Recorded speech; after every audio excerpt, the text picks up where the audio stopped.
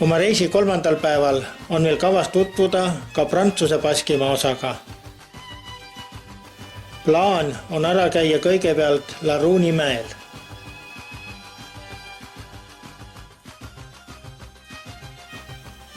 Laruuni mägi asub Pürenee mäeaheliku läänepoolses otsas Hispaania-Prantsuse piiril, Sarre ja Ainoha küla lähedal. Baski kultuuris on tal ikooniline koht. Ta oli baski mütoloogias pühitsetud paik. Mäelt on leitud hulgaliselt dolmeene, kiviringe ning teisi neoliitikumist pärit monumente. See näitab, et paik on olnud kohalike jaoks tähtis juba tuhandeid aastaid. Hiljem oli mäel kuulsus, kus käisid koos nõiad oma rituaalseid sabateid pidamas.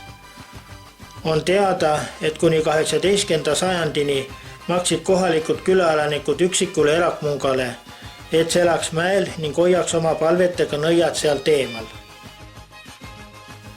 Laruun, nagu kutsuvad teda baskid, ja mäe ümbruskond olid tähtsal kohal ka salakaubaveos. Siin olid smugeldamiseks ja kauba peitmiseks igati head tingimused. Ka Hispaania kodusõja ja teise maailmasõja ajal pakkus Laruun varjupaika ümbruskonna elanikele. Praegu on Laruun populaarne koht nii jalutamiseks kui ka matkamiseks. On olemas märgistatud matkarajad mäeotsa ronimiseks. Ajaliselt võtab tõus jalgsi keskmiselt 2,5 tundi, laskumine aga 2 tundi. Laruuni mägi ei ole kõrge, vaid 905 meetrit merepinnast.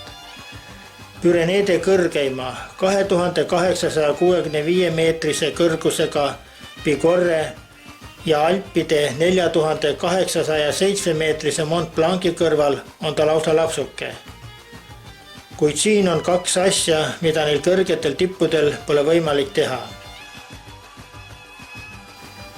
Esiteks, siin saab sõita mäetippu rongiga ja teiseks, ülevalt on võimalik näha korraga nii Pürenee mäeahelikku kui Atlandi ookeani, Prantsuse rannikut ja Põhja-Hispaania mägiseid maastikke.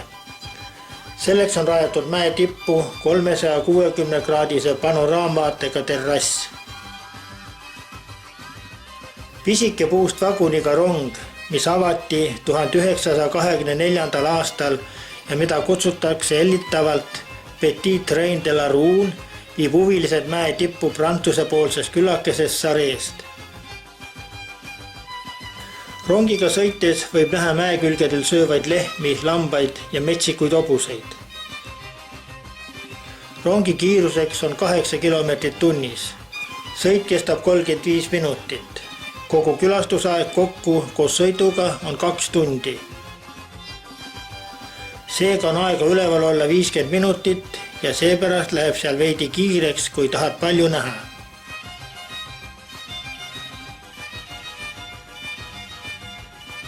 Nagu juba öeldud, on Laruuni mägi populaarne sihtkoht ja kohalik atraktsioon, kuna on ümbruskonna kõrgeim punkt.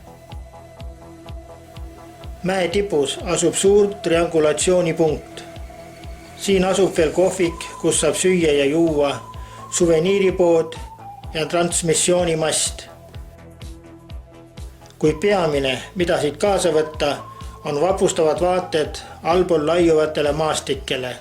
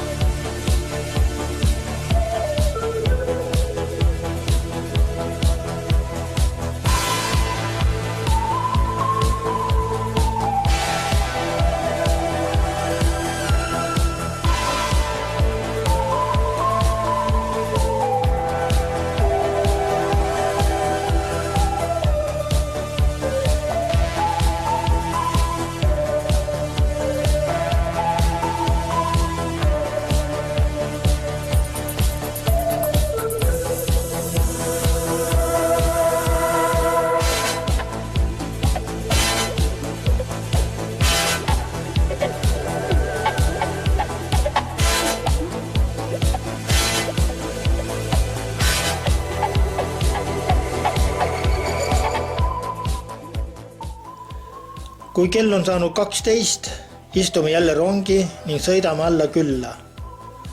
Sealt jätkub meie teekond juba järgmisse sihtkohta, Kuurodlinna Biarritzisse.